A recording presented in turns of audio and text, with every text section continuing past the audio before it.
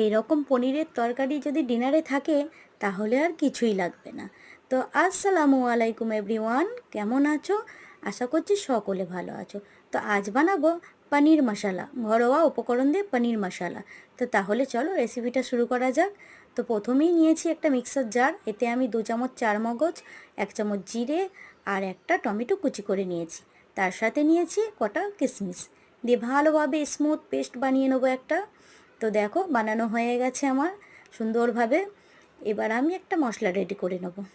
তো আমার মশলাই আছে এখানে গরম মশলা, চিনি, হলুদ গুঁড়ো, লবণ, লঙ্কার গুঁড়ো, ধনে জিরে গুঁড়ো।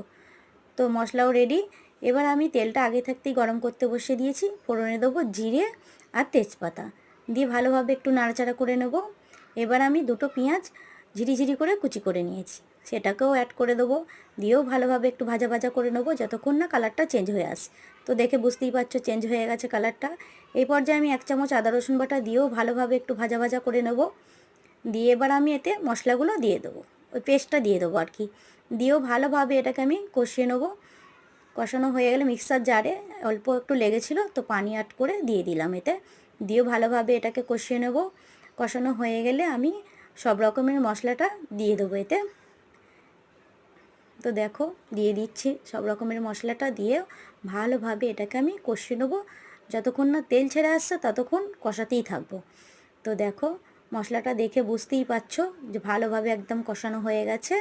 এই পর্যায়ে আমি আবারও একটু পানি অ্যাড করে দেবো, দিয়ে একটু নাড়াচাড়া করে আমি এটাকে 2 মিনিট হতে দেবো।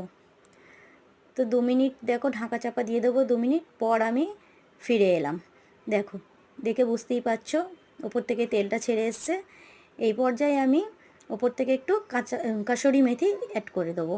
দিয়েও ভালোভাবে কষিয়ে নিয়ে আর 2 চামচ মতন মালাই দিয়েছি, যেহেতু ক্রিম নেই বাড়িতে তার জন্য 2 চামচ মালাই দিয়ে ভালোভাবে এটাকে আমি কষিয়ে নেবো। এবার আমি এতে 1 কাপ পানি অ্যাড করে দিয়েছি।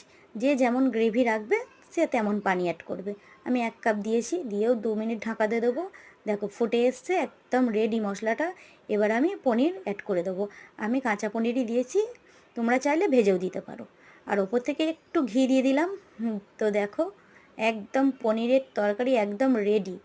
কি দারুণ লাগছে দেখো, খেতেও দুর্দান্ত হয়েছিল। গরম গরম পনিরের তরকারি, তার সাথে তন্দুরি রুটি থাকলে তো আর কোনো কথাই হবে না। তো আমি আগে থাকতেই রুটি বানিয়ে নিয়েছিলাম বাড়িতেই। তো দেখো ডিনারে আমার এটাই ছিল। যদি ভিডিওটা ভালো লাগে অবশ্যই লাইক, সাবস্ক্রাইব, শেয়ার করবে। আল্লাহ হাফেজ।